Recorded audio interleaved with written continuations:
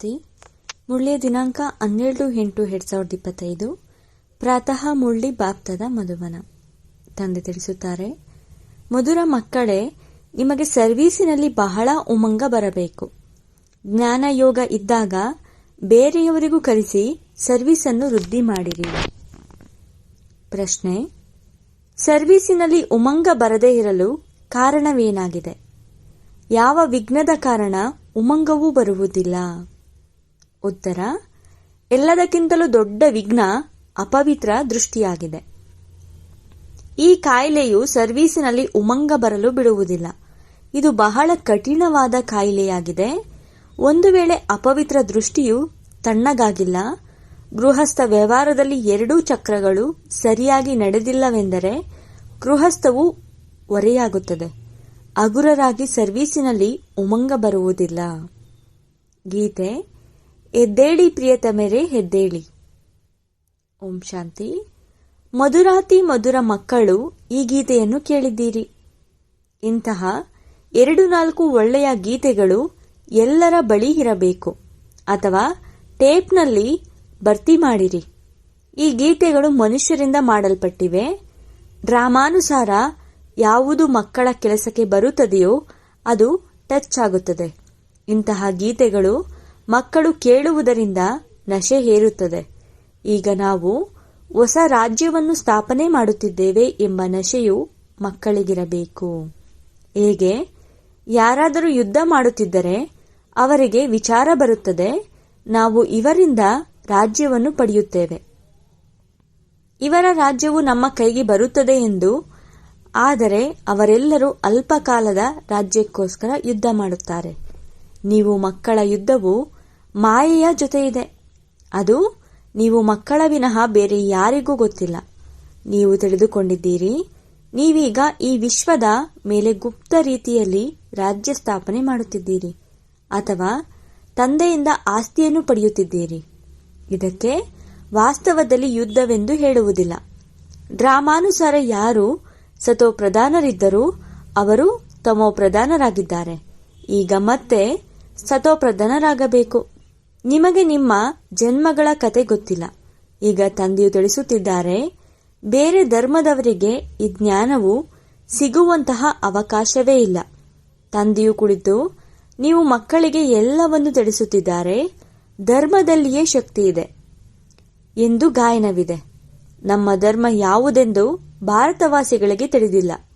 ನಿಮಗೆ ತಂದೆಯ ಮುಖಾಂತರ ನಮ್ಮದು ಅಧಿಸನಾತನ ದೇವಿ ದೇವತಾ ಧರ್ಮವಾಗಿದೆ ಎಂದು ತಿಳಿದಿದೆ. ತಂದೆಯು ಬಂದು ಮತ್ತೆ ನಿಮ್ಮನ್ನು ಆ ಧರ್ಮಕ್ಕೆ ವರ್ಗಾವಣೆ ಮಾಡುತ್ತಾರೆ. ನಮ್ಮ ಧರ್ಮವು ಎಷ್ಟು ಸುಖ ಕೊಡುತ್ತದೆ ಎಂಬುದು ನಿಮಗೆ ತಿಳಿದಿದೆ. ನೀವು ಯಾರ ಜೊತೆಯಲ್ಲಿಯೂ ಯುದ್ಧ ಮಾಡುವ ಅಗತ್ಯವಿಲ್ಲ. ನೀವೀಗ ನಿಮ್ಮ ಧರ್ಮದಲ್ಲಿ ಸ್ಥಿತರಾಗಬೇಕು ಮತ್ತು ತಂದೆಯನ್ನು ನೆನಪು ಮಾಡಬೇಕು. ಇದರಲ್ಲಿಯೇ ನಿಮಗೆ ಸಮಯ ಹಿಡಿಸುತ್ತದೆ. ಕೇವಲ ಹೇಳುವುದರಿಂದ ಸ್ಥಿರವಾಗುತ್ತೇವೆ ಎಂಬ ಮಾತಲ್ಲ. ನಾನು ಆತ್ಮ ಶಾಂತ ಸ್ವರೂಪನಾಗಿದ್ದೇನೆಂದು ಆಂತರ್ಯದಲ್ಲಿ ಈ ಸ್ಮೃತಿ ಬರಬೇಕು. ನಾವು ಆತ್ಮಗಳು ಈಗ ತಮೋಪ್ರಧಾನ ಪತಿತರಾಗಿದ್ದೇವೆ. ನಾವಾತ್ಮರು ಯಾವಾಗ ಶಾಂತಿಧಾಮದಲ್ಲಿದ್ದೆವೋ ಆಗ ಪವಿತ್ರರಾಗಿದ್ದೆವು.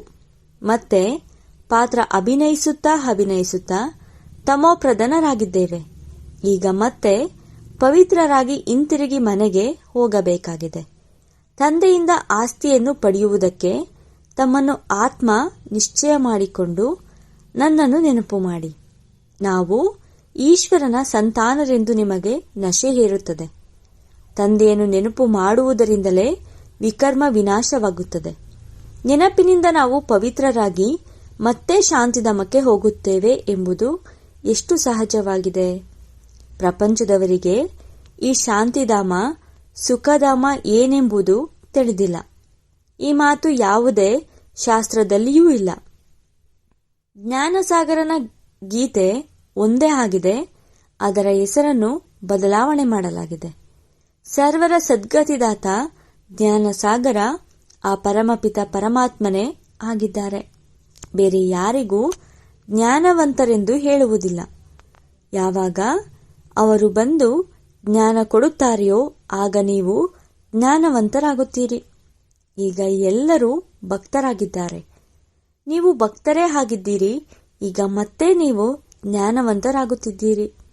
ನಂಬರ್ 1, ಪುರುಷಾರ್ಥದನುಸಾರ ಜ್ಞಾನವು ಕೆಲವರಲ್ಲಿ ಇರುತ್ತದೆ, ಕೆಲವರಲ್ಲಿ ಇರುವುದಿಲ್ಲ. ಈ ಲೆಕ್ಕದಿಂದ ಶ್ರೇಷ್ಠ ಪದವಿಯನ್ನು ಪಡೆಯುವುದಿಲ್ಲ. ತಂದೆಯು ಸರ್ವೀಸಿಗಾಗಿ ಎಷ್ಟು ಉಮಂಗ ತುಂಬುತ್ತಾರೆ.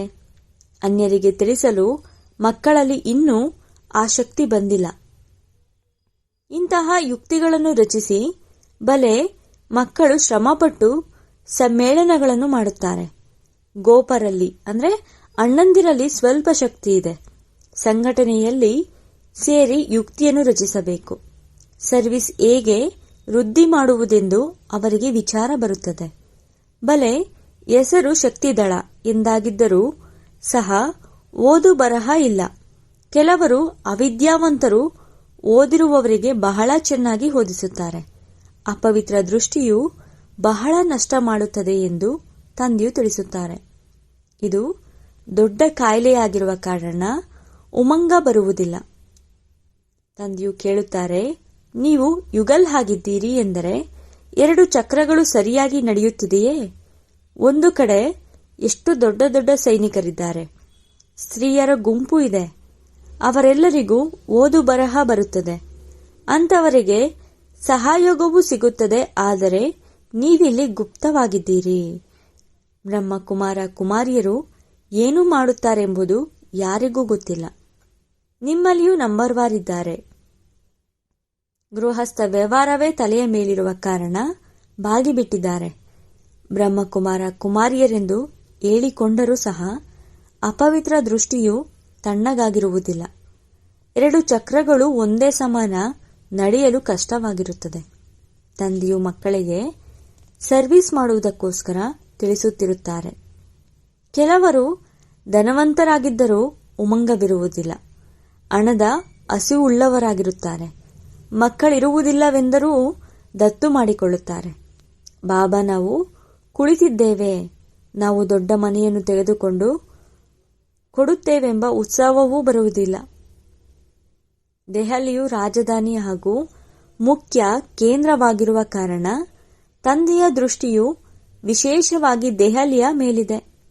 ತಂದೆಯು ಹೇಳುತ್ತಾರೆ, ದೆಹಲಿಯಲ್ಲಿ ವಿಶೇಷವಾಗಿ ಸರ್ವಿಸ್ ಮಾಡಲು ಮುತ್ತಿಗೆ ಹಾಕಿ ಅನ್ಯರಿಗೆ ತಿಳಿಸಿಕೊಡಲು ಒಳಗಡೆ ನುಗ್ಗಬೇಕು.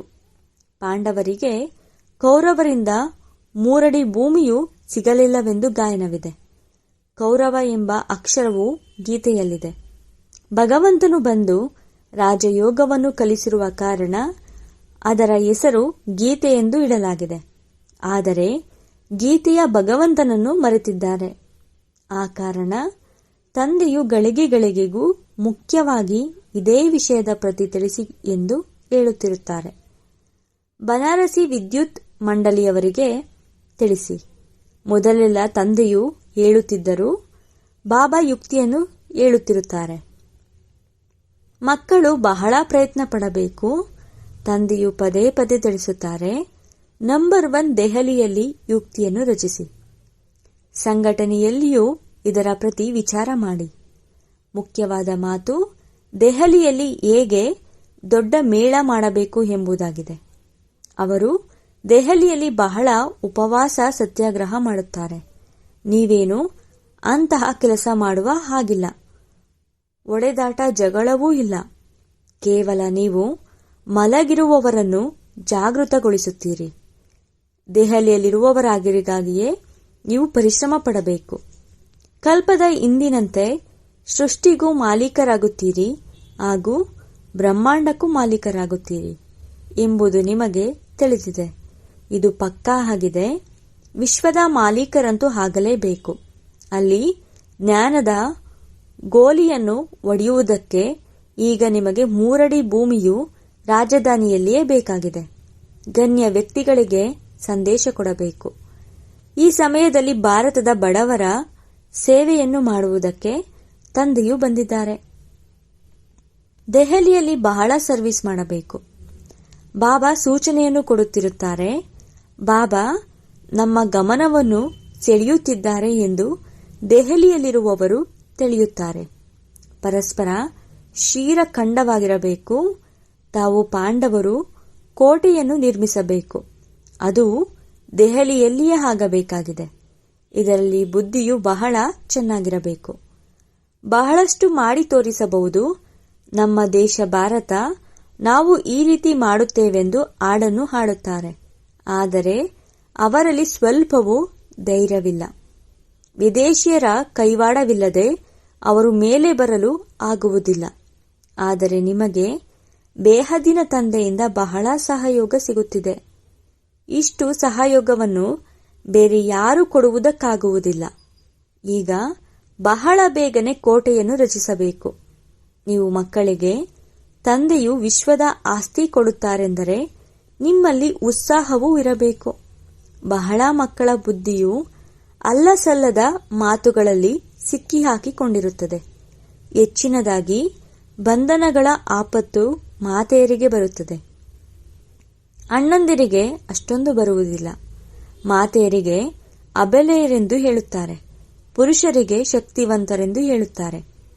ಪುರುಷ ವಿವಾಹವಾಗುತ್ತಾನೆಂದರೆ ಅವನಿಗೆ ಶಕ್ತಿ ಕೊಡುತ್ತಾರೆ. ನೀನೇ ಗುರು, ಈಶ್ವರ, ಎಲ್ಲವೂ ಎಂದು. ಸ್ತ್ರೀ ಅವನನ್ನು ಅನುಸರಿಸುತ್ತಾಳೆ. ಹಿಂದೆ ಬಿದ್ದಿರುವವರಿಗೆ ಖಂಡಿತವಾಗಿಯೂ ಬಾಲ ಎಂದೇ ಹೇಳಲಾಗುತ್ತದೆಯಲ್ಲವೇ?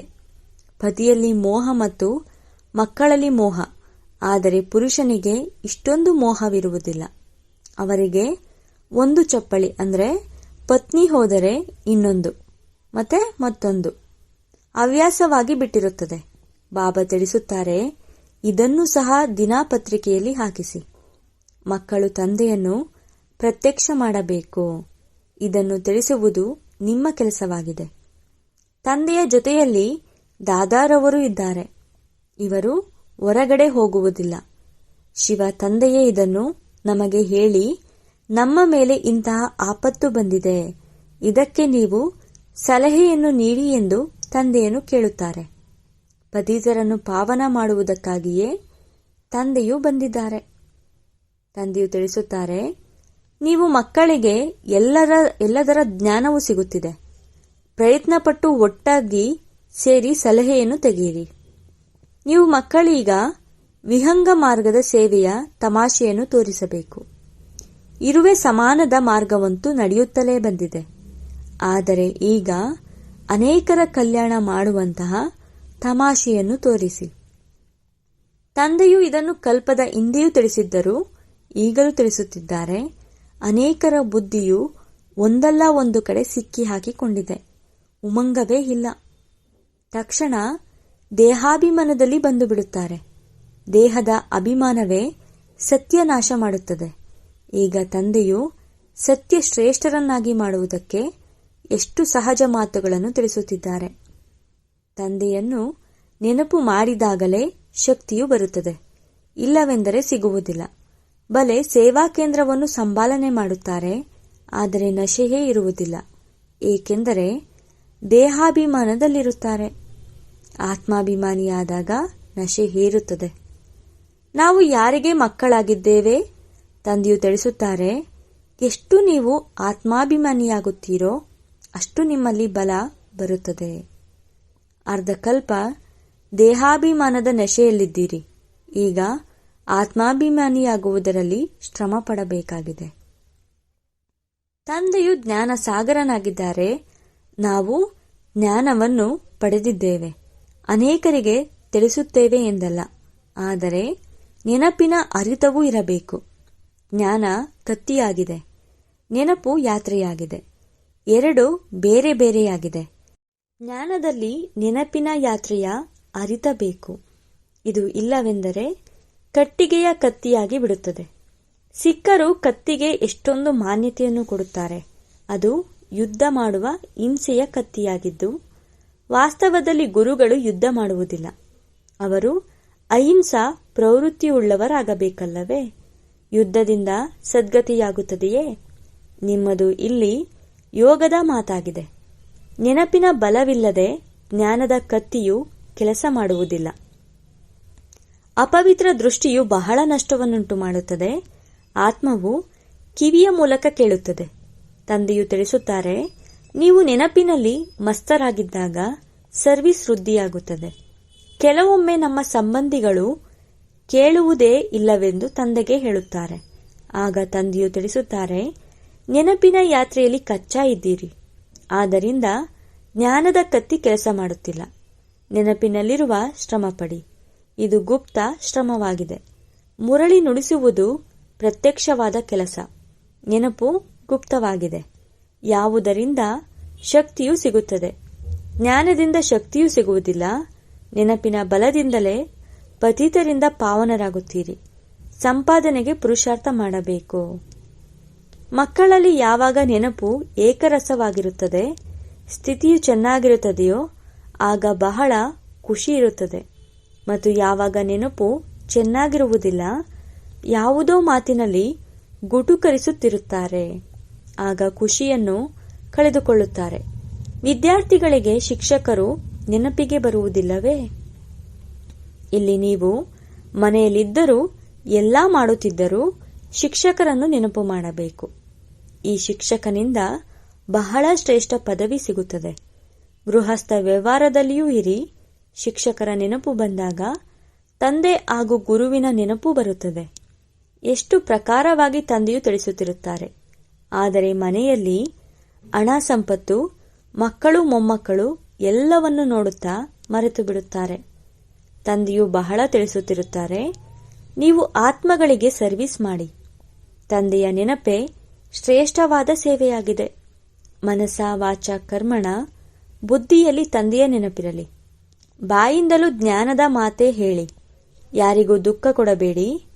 ಯಾವುದೇ ಅಕರ್ತವ್ಯವನ್ನು ಮಾಡಬೇಡಿ. ಮೊದಲು ಮಾತು ತಂದೆಯನ್ನು ತಿಳಿಯದಿದ್ದರೆ ಏನನ್ನೂ ಅರ್ಥೈಸಿಕೊಳ್ಳಲಾಗುವುದಿಲ್ಲ. ಮೊದಲು ತಂದೆಯನ್ನು ಪಕ್ಕಾ ಮಾಡಿಕೊಳ್ಳಿ, ಅಲ್ಲಿಯ ತನಕ ಮುಂದೆ ಹೋಗಬಾರದು. ಶಿವ ತಂದೆಯು ರಾಜಯೋಗವನ್ನು ಕಲಿಸಿ ವಿಶ್ವದ ಮಾಲೀಕರನ್ನಾಗಿ ಮಾಡುತ್ತಿದ್ದಾರೆ. ಈ ಚೀಚಿ ಪ್ರಪಂಚದಲ್ಲಿ ಮಾಯೆಯ ಆಡಂಬರ ಬಹಳ ಇದೆ. ಎಷ್ಟು ಫ್ಯಾಷನ್ ಇದೆ. ಕೊಳಕು ಪ್ರಪಂಚದೊಂದಿಗೆ ನಿಮಗೆ ತಿರಸ್ಕಾರ ಬರಬೇಕು. ಒಬ್ಬ ತಂದೆಯನ್ನು ನೆನಪು ಮಾಡುವುದರಿಂದ ನಿಮ್ಮ ವಿಕರ್ಮವು ವಿನಾಶವಾಗುತ್ತದೆ. ಪವಿತ್ರರಾಗುತ್ತೀರಿ. ಸಮಯವನ್ನು ವ್ಯರ್ಥ ಮಾಡಬಾರದು. ಚೆನ್ನಾಗಿ ಧಾರಣೆ ಮಾಡಿ.